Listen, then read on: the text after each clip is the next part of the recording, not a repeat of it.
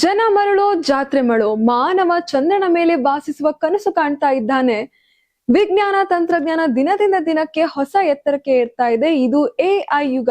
ಆದ್ರೆ ಜನರ ನಂಬಿಕೆಯನ್ನೇ ಬಂಡವಾಳ ಮಾಡಿಕೊಂಡು ಮೌಢ್ಯತೆಯ ಜಾಲ ಬೀಸುವವರು ಮಾತ್ರ ಇನ್ನೂ ಕಮ್ಮಿ ಆಗಿಲ್ಲ. ಹಾಗೆ ಈ ಮೌಢ್ಯತೆಯ ಜಾಲವನ್ನು ಬೀಸುವವರಿಗೆ ಮರಳಾಗೋ ಜನರು ಕೂಡ ಕಡಿಮೆ ಇಲ್ಲ.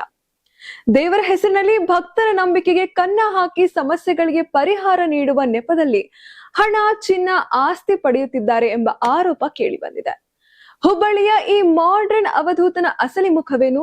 ಈ ಕುರಿತು ಇಲ್ಲಿದೆ ಒಂದು ಸ್ಪೆಷಲ್ ವರದಿ. ಒಂದೆಡೆ ಮೈ ಮೇಲೆ ದೇವರು ಬಂದಂತೆ ಉಗ್ರ ರೂಪ, ಮತ್ತೊಂದೆಡೆ ಸಿನಿಮಾ ಹಾಡಿಗೆ ಫುಲ್ ಸ್ಟೆಪ್ ಹಾಕುವ ರೊಮ್ಯಾಂಟಿಕ್ ಮೂಡ್. ಒಂದೆಡೆ ಆದಿ ಮೌನೇಶ್ವರ, ಮತ್ತೊಂದೆಡೆ ಇಮಾಮ್ ಹುಸೇನ್ ಸಾಬ್. ಇದು 21ನೇ ಶತಮಾನದ ಮಾಡರ್ನ್ ಅವಧೂತ ಅಲಿಯಾಸ್ ಪವನ್ ಪ್ರಿನ್ಸ್ ಎನ್ನಲಾಗುತ್ತಿರುವ ವ್ಯಕ್ತಿಯ ವಿಭಿನ್ನ ಮುಖಗಳು. ಹುಬ್ಬಳ್ಳಿಯ ಗಣೇಶಪೇಟೆ ಕುಲಕರ್ಣಿಯ ಹಕ್ಕಲಿನಲ್ಲಿ ವಾಸವಿರುವ ಪವನ್ ತಮ್ಮ ಮೈ ಮೇಲೆ ಆದಿ ಮೌನೇಶ್ವರ ಹಾಗೂ ಇಮಾಮ್ ಹುಸೇನ್ ದೇವರು ಬರುತ್ತಾರೆ ಎಂದು ಜನರಿಗೆ ಹೇಳಿಕೊಂಡು ಜನರ ಸಮಸ್ಯೆಗಳಿಗೆ ಪರಿಹಾರ ನೀಡುವುದಾಗಿ ಭಕ್ತರಲ್ಲಿ ನಂಬಿಕೆಯನ್ನು ಮೂಡಿಸುತ್ತಾರೆ. ಇದೇ ನಂಬಿಕೆಯಿಂದ ದೂರಿನಿಂದ ಭಕ್ತರು ಇವರ ಬಳಿ ಬಂದು ಕಷ್ಟಗಳನ್ನ ಹೇಳಿಕೊಳ್ತಾರೆ. ಆದ್ರೆ ಭಕ್ತರ ಇದೇ ನಂಬಿಕೆಯನ್ನ ದುರುಪಯೋಗ ಪಡಿಸಿಕೊಂಡು ಹಣ, ಚಿನ್ನ, ಬೆಳ್ಳಿ ಹಾಗೂ ಆಸ್ತಿಯನ್ನ ಪಡೆದುಕೊಳ್ಳುತ್ತಾ ಇದ್ದಾರೆ ಎಂಬ ಗಂಭೀರ ಆರೋಪಗಳು ಕೇಳಿ ಬರ್ತಾ ಇವೆ. ಹುಬ್ಬಳ್ಳಿ ಮಾತ್ರವಲ್ಲ, ಧಾರವಾಡ, ಹಾವೇರಿ, ಗದಗ ಹಾಗೂ ಬಾಗಲಕೋಟೆ ಜಿಲ್ಲೆಗಳಲ್ಲೂ ಪವನ್ಗೆ ಭಕ್ತರಿದ್ದಾರೆ ಎಂದು ಹೇಳಲಾಗ್ತಾ ಇದೆ. ಪುಣ್ಯಕ್ಷೇತ್ರ ಹೆಸರಿನ ಸಾಮಾಜಿಕ ಜಾಲತಾಣ ಖಾತೆಯ ಮೂಲಕ ಧಾರ್ಮಿಕ ವಿಡಿಯೋಗಳನ್ನ ಹಂಚಿಕೊಂಡು ಭಕ್ತರನ್ನ ಸೆಳೆಯುತ್ತಿರುವ ಆರೋಪವೂ ಇದೆ. ಇನ್ನೊಂದೆಡೆ ಪವನ್ ಪ್ರಿನ್ಸ್ ಹೆಸರಿನ ಖಾತೆಯಲ್ಲಿ ಸಿನಿಮಾ ಹಾಡುಗಳಿಗೆ ಡ್ಯಾನ್ಸ್ ಮಾಡುವುದು ಸೇರಿದಂತೆ ವೈಯಕ್ತಿಕ ಜೀವನದ ವಿಡಿಯೋಗಳನ್ನು ಹಂಚಿಕೊಳ್ತಾ ಇದ್ದಾರೆ. ಗಣೇಶಪೇಟೆಯ ಸ್ಲಂ ಪ್ರದೇಶದ ಹಳೆಯ ಮಣ್ಣಿನ ಮನೆಯಲ್ಲಿ ದೇವರನ್ನ ಪ್ರತಿಷ್ಠಾಪಿಸಿಕೊಂಡು ಪ್ರತಿ ಮಂಗಳವಾರ ಹಾಗೂ ಪ್ರತಿ ಶುಕ್ರವಾರ ಸಂಜೆ ಭಕ್ತರನ್ನ ಭೇಟಿ ಮಾಡ್ತಾರೆ ಎನ್ನಲಾಗ್ತಾ ಇದೆ.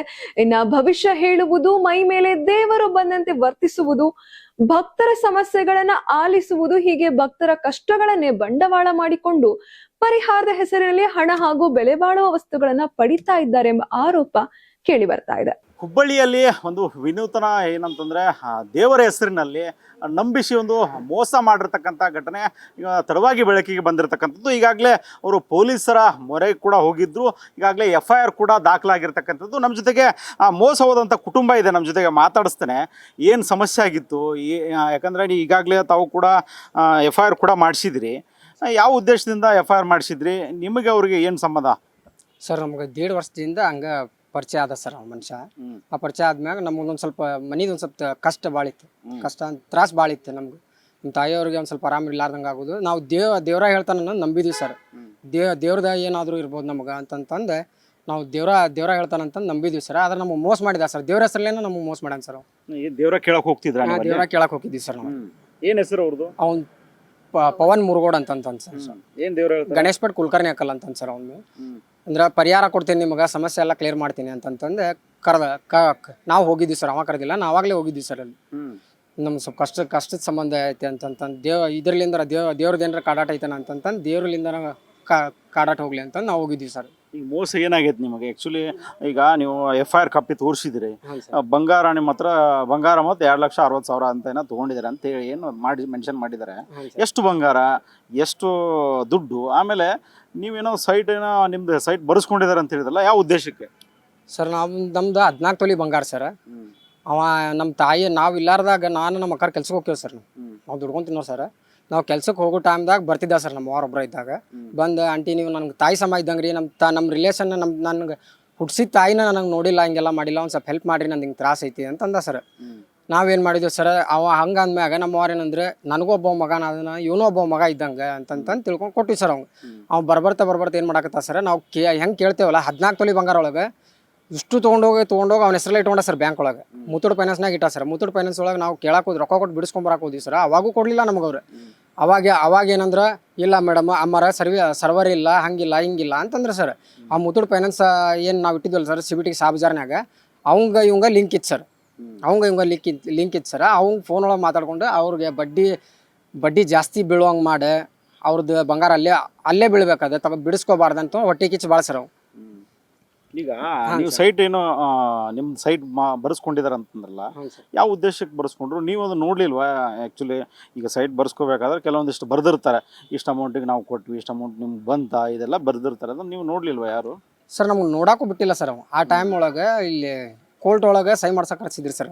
ನಮ್ಮ ತಾಯಿಯವ್ರು ಅಷ್ಟಾಗಲೇ ಕೇಳಿದ್ರು ಸರ್ ಅವಂಗೆ, ಏನಪ್ಪ ನಾವು ನೀ ಕೊಟ್ಟಿದ್ದ ನಮ್ಗೆ 2 ಲಕ್ಷ ರೂಪಾಯಿ ಸಾಲದಂಗೆ ನಿಮ್ಗೆ ವಾಪಸ್ಸು ಕೊಡ್ತೇವೆ ಅಂತಂದೇವು ನಾವು. ಇಲ್ಲಿ ಈ ಬಾಂಡ್ ಒಳಗೆ ನೀ 15 ಲಕ್ಷ ರೂಪಾಯಿ ಹೆಂಗೆ ಮೆನ್ಷನ್ ಮಾಡಿದಿಪ್ಪ ಅಂತಂದು ಕೇಳಿದ್ರೆ, ಇಲ್ಲ ರೀ ಇಲ್ಲ ಆಂಟಿ ಮತ್ತು ಗೌರ್ಮೆಂಟ್ ವ್ಯಾಲ್ಯೂ ತೋರಿಸ್ಬೇಕಾಕೈತಿ ಅಂತಂದು ಶಿವ ಕೋಲಾರ ಅಂದ ಸರ್ ನಮ್ಮ ತಾಯಿಯವ್ರಿಗೆ. ಅಷ್ಟಾಗಲೇ ಕೇಳಿದ್ರು ಸರ್ ಅವಂಗೆ. ಅದೇನು 2 ಲಕ್ಷ ರೂಪಾಯಿ ಇಸ್ಕೊಂಡಿದ್ವಲ್ಲ ದೇವ್ರ ವರ್ಷಕ್ಕಂತಂದು ಅವ್ನು 2 ಲಕ್ಷ ರೂಪಾಯಿಗೂ 2 ಲಕ್ಷ ರೂಪಾಯಿನೂ ಕೊಟ್ಟೇವಿ. 2 ಲಕ್ಷ ರೂಪಾಯಿ ಕೊಟ್ಟರೆ ಇನ್ನೂ 5,000 ರೂಪಾಯಿ ಉಳಿದಿತ್ತು ಅವ್ನು. ಅದು ನಮ್ಮ ಅಕ್ಕಾರ ಫೋನ್ ಒಳಗೆ ಕ್ಯಾಶ್ ಕೊಟ್ಟಿದ್ದು, ಫೋನ್ಪೇ ಮಾಡಿದ್ದು ಎಲ್ಲ ಎವಿಡೆನ್ಸ್ ಐತೆ ಸರ್ ನನ್ನ ಕಡೆ. ಅವ್ನು 5,000 ರೂಪಾಯಿ ಉಳಿದಿತ್ತು ಸರ್. 5,000 ರೂಪಾಯಿ ಉಳಿದಾಗ ನಮ್ಮ ತಾಯಿಯವ್ರು ಏನಂದ್ರೆ, ನೋಡಪ್ಪ ಶಿವ ಇನ್ನೊಂದು 5,000 ರೂಪಾಯಿ ಐತಿ ನನ್ನ ಕಡೆ ರೊಕ್ಕ ಅಡ್ಜಸ್ಟ್ ಆಗ್ಯಾವ, ಬಂದು ತೊಗೊಂಡು ಹೋಗು, ನಮ್ಮ ಜಗತ್ ಪೇಪರ್ಸ್ ಏನೈತಲ್ಲ ಅದನ್ನ ತೊಗೊಂಬಂದು ಕೊಡ ಅಂತಂದು ಸರ್. ತೊಗೊಂಬಂದು ಕೊಡಂದಾಗ ಇವೇನಂದ ಸರ್, ಆಂಟಿ ಬರ್ತೇನೆ ರೀ, ಇವತ್ತು ಬರ್ತೇನೆ ರೀ, ನಾಳೆ ಬರ್ತೇನೆ ರೀ ಅಂತಂದ. ನಾವು ಅಷ್ಟು ಮುಖ್ಯ ಬರಲಿಲ್ಲ ಸರ್. ಬರಲಾರ್ದಕ್ಕೆ ನಾವು ಸೀದಾ ಕಮಿಷನರ್ ಆಫೀಸ್ಗೆ ಹೋದ್ವಿ ಸರ್. ಸರ್ ನಮ್ದು ಹಿಂಗೆ ತ್ರಾಸ ಐತ್ರಿ ಅಂತಂದಾಗ ಅಲ್ಲಿ ಹೋದ್ಮ್ಯಾಗ ಕುಂದ್ರವ ಅವನು ಕರೆಸ್ತೀವಿ ಅಂತಂತಂದ್ರೆ ಅಲ್ಲಿ ಒಂದು ಸಾರಿ ಬಂದು ಹೋದ ಸರ್ ಅವ. ಇಲ್ಲ ಇವ್ರು ಮಾರ್ಯಾರ, ಅವ್ರ ಆಸ್ತಿ ನನಗೆ ಮಾರ್ಯಾರ ಅಂತಂದ್ರೆ. ಹೌದಲ್ಪ ಮಾರ್ಯಾರಲ್ಲ, ಅವ್ರಿಗೆ ನೀ ಎಷ್ಟು ಕೊಟ್ಟಿ? ನೀನು 15 ಲಕ್ಷ ರೂಪಾಯಿ ಕೊಟ್ಟೇನಿ ಸರ್. ಆ ಡಾಕ್ಯುಮೆಂಟ್ಸ್ ಒಳಗೆ ಏನೈತಲ್ಲ ಅದ್ರ 1 ರೂಪಾಯಿನೂ ಬಂದಿಲ್ಲ ಸರ್ ನನಗೆ. ಅದ್ರೊಳಗೆ ಅದು ಚೆಕ್ ಏನು ಮೆನ್ಷನ್ ಮಾಡಲ್ಲ, ಚೆಕ್ ಮುಖಾಂತರನೂ ಬಂದಿಲ್ಲ, ಒಳ್ಳೆ ಕ್ಯಾಶನೂ ಬಂದಿಲ್ಲ ನಮಗೆ. ಅಂದ್ರೆ ನಾವು ಸ್ಟೇಟ್ಮೆಂಟ್ ತೆಗ್ಸಿದ್ವಿ ಸರ್ ಹೋಗಿ. ಅಲ್ಲಿ CC ಒಳಗೆ ನಮಗೆ ಬೈದ್ರೆ, ಅಲ್ಲಿ ಬೇ ನಿನಗೆ ರೊಕ್ಕ ಬಂದಿದ್ರೆ ರೊಕ್ಕ ಚೆಕ್ ಮಾಡಿಸೋಗಿ ನೀನು ಅಂತಂದು ಸ್ಟೇಟ್ಮೆಂಟ್ ತೊಗೊಂಬಂದಿವಿ ಸರ್ ನಾವು. ಸ್ಟೇಟ್ಮೆಂಟ್ ತೆಗ್ಸಿದ್ರಾ? ಅಮೌಂಟ್ ಬಂದಿತ್ತಾ ಏನಾದ್ರು? ಯಾರ್ದು ಬಂದಿಲ್ಲ ಸರ್. ಅದ್ರ ಯಾವ್ದು ಬಂದಿಲ್ಲ. ನಮ್ದು ಏನು ಹೇಳಿದ್ರು ಪೊಲೀಸ್ ಕಮಿಷನರ್ ಕಚೇರಿಯಲ್ಲಿ? ಏನು ಹೇಳಿದ್ರು ನಿಮಗೆ? ಅವ್ನ್ ಕರೆಸ್ತೇವ ಅಂತಂದ್ರೆ ಅವ್ರು ಫೋನ್ ಹಚ್ಚಿದ್ರೆ ಅವ್ರಿಗೆ ಅಡ್ಡ ತಿಡಿ ಮಾತಾಡ್ತಾನೆ ಸರ್. ನಾ ಅಲ್ಲದೇನಿ, ನಾ ಇಲ್ಲದೇನಿ. ಮತ್ತೀಗ ನೀವು ಮಾಡಿರ್ತಕ್ಕಂಥ ಆರೋಪಕ್ಕೆ ಅವ್ರು ಹೇಳ್ತಾರೆ, ನಾ ಪೊಲೀಸ್ ಸ್ಟೇಷನ್ ಸಮ್ಮುಖದಲ್ಲೇನೆ ನಮಗೆ ಬಂಗಾರ ಕೊಟ್ಟಿದ್ದೇವೆ, ನಮ್ಮ ಕಡೆಯಿಂದ ಏನು ಸಮಸ್ಯೆ ಇಲ್ಲ, ಈ ರೀತಿ ಹೇಳ್ತಾರೆ. ಅದಕ್ಕೆ ನೀವು ಏನು ಹೇಳ್ತೀರಿ? ಈಗ ಪೊಲೀಸ್ ಇರ್ತಕ್ಕಂಥ ಕಚೇರಿಗೆ ಹೋಗಿ ಎಲ್ಲ ಭೇಟಿಯಾಗಿ ಬಂದ್ರಿ, ಈಗೆಲ್ಲ ಮುಗೀತು, ಏನು ಹೇಳ್ತೀರಿ?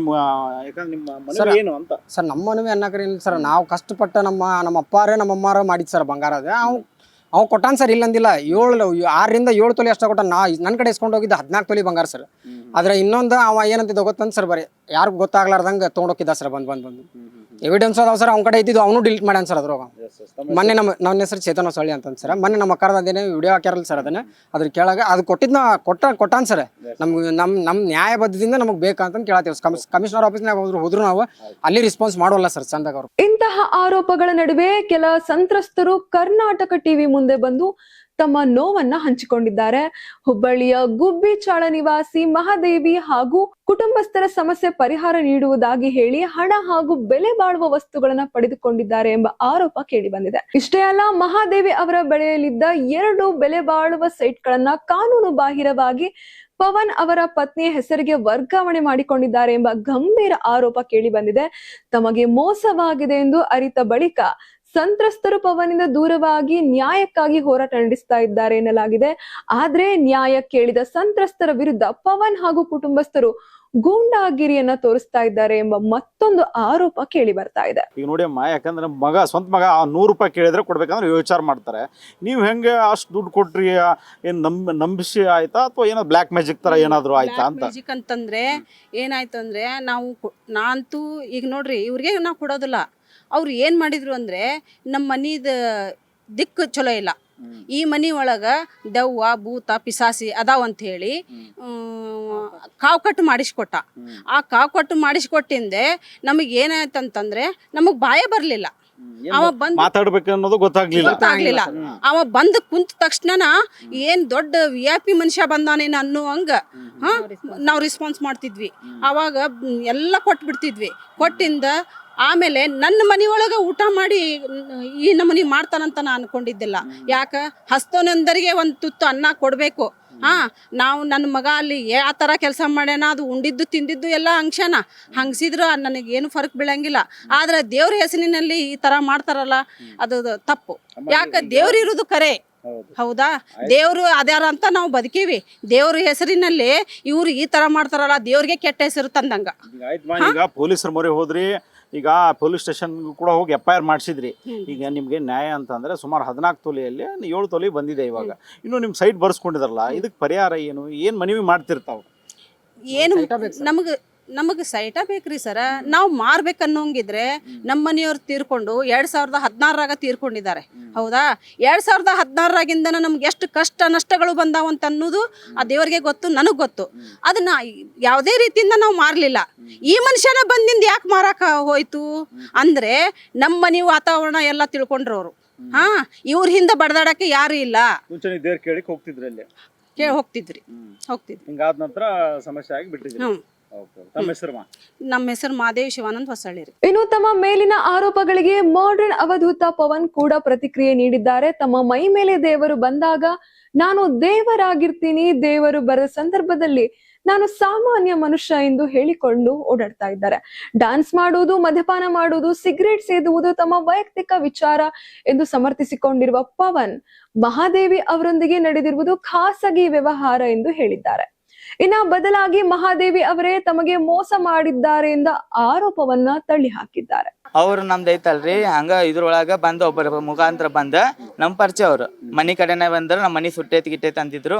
ಮನಿ ನಾವ ಹಿಡಿದು ಕೊಟ್ಟೇವ್ರಿ ಪಾಪ ಅಂತಂದು ಆತ್ಮೀಯತೆ ಬೆಳೆದುಗಳೇನ ಅವ್ರು ಏನ್ ಮಾಡಿದ್ರ, ನನ್ ಕಷ್ಟಕ್ಕಿತ್ತು, ಕಷ್ಟದೊಳಗೆ ನಾ ಇದು ಮಾಡಕತ್ಗಳೇನ ನನಗೇನ್ ಮಾಡಿದ್ರು, ಗೋಲ್ಡ್ ಕೊಟ್ಟಿದ್ರು. ಅವ್ರು ಕೊಟ್ಟಿಲ್ಲ ಅಂತಿಲ್ಲ, ಕೊಟ್ಟಿದ್ರ. ನನಗೆ ಇಂಥದ್ರೊಳಗೆ ರೊಕ್ಕ ಬೇಕಂತ ಅಂದ್ಕೊಳ್ಳಿ ನಾ ಏನು ಮಾಡಿದೆ, ಪೊಲೀಸ್ ಸ್ಟೇಷನ್ ಬಂದು ಕಂಪ್ಲೇಂಟ್ ಕೊಟ್ಟರು. ಅವ್ರು 1-2 ತಿಂಗಳು ಟೈಮ್ ಕೇಳಿದ್ಕೆ. ಅವಾಗ ನಾ ಏನು ಮಾಡಿದೆ, ಅವ್ರಿಗೆ ಕರ್ಕೊಂಡು ಹೋಗಿ ನಾ ಗೋಲ್ಡ್ ರಿಲೀಸ್ ಮಾಡಿ ಅವ್ರಿಗೆ ಪೊಲೀಸ್ ಸ್ಟೇಷನ್ ಒಳಗೆ ನಾ ಗೋಲ್ಡ್ ಐತಲ್ಲ ಎಲ್ಲಾನು ಅವ್ರು ಕರ್ಕೊಂಡು ಹೋಗಿ ಗೋಲ್ಡ್ ತೊಗೊಂಬಂದು ಅವ್ರ ಕೈಯಾಗ ಪೊಲೀಸ್ ಸ್ಟೇಷನ್ ಒಳಗೆ ಒಂದು ಲೆಟರ್ ಒಳಗೆ ಬರೆಸಿ ನಾವು ಕೊಟ್ಟಿದ್ದು. ಅವ್ರಿಗೆ ಪ್ರೂಫ್ ಐತಿ, ಎಲ್ಲ ಐತಿ. ಮತ್ತು ಇನ್ನೊಂದು ಮಾತೇನಂದ್ರೆ ಅವ್ರು ಜಗತ್ತು ತೆಗ್ದಾರಲ್ಲ ಸರ್, 15 ಲಕ್ಷ ರೂಪಾಯಿ. ಓಕೆ, 15 ಲಕ್ಷ ರೂಪಾಯಿ ಐತಲ್ಲ, ನಾವು ಕ್ಯಾಶ್ ಇಟ್ಕೊಂಡು ಅಕೌಂಟ್ ಒಳಗೆ ಇಟ್ಟಿದ್ವಿ. ಅವ್ರು ಏನು ಮಾಡಿದ್ರು ಗೊತ್ತೈತಾನ, ಇಲ್ಲಪ್ಪ ನಾ ನಮ್ಗೆ ಕುಡಿತಾನೋ, ಹಂಗೆ ಮಾಡ್ತಾನೋ, ಹಿಂಗೆ ಮಾಡ್ತಾನೋ, ಬೇಡ, ನಮ್ದು ಆತ್ಮೀಯತೆ ಎಲ್ಲ ಮೊದ್ಲಿಂತ್ರ ಎಲ್ಲ ಚಲೋ ಐತಿ, ಮತ್ತು ನಾವು ಹಿಂಗೆ ತಾಯಿ ಮಕ್ಕಳು ಹಂಗೆ ನಡ್ಕೊಂಡೇವಿ ಏನ್ರಿ, ಇದು ಬರ್ತಡೇನು ಗಿರ್ತಡೇನು ನಾನು ಮಾಡಿದ್ದೆ. ಈಗ ಇವ್ರು ಹೇಳ್ತಾರೋ ಜೀವ ಬೆದರಿಕೆ ಐತಿ ಏನ್ರಿ. ಒಂದು ಮಾತೇನಂದ್ರ ಜೀವ ಬೆದರಿಕೆ ಐತಿ ಅಂತಂದು ಅವ್ರು ಹೇಳ್ತಾರ. ಇನ್ನೊಂದು ಮಾತೇನಂತಂದ್ರ ಆಗಿನ ಟೈಮ್ ಒಳಗೆ 15 ಲಕ್ಷ ರೂಪಾಯಿ ನಾ ಅಕೌಂಟ್ದಾಗ ಇಟ್ಟಿದ್ದೆ ಏನ್ರಿ. ಆಗಿನ ಟೈಮ್ದಾಗ ಅಕೌಂಟ್ದಾಗ ಇಟ್ಟು 15 ಲಕ್ಷ ರೂಪಾಯಿ ಇದು ಐತಿ, ಫೋಟೇಜ್ ಐತಿ. ಹೌದು, ನಮ್ಮ ಮನೆಯವ್ರ ಹೆಸರು ರೀ, ನಮ್ಮ ಮನೆಯವ್ರ ಅಕೌಂಟ್.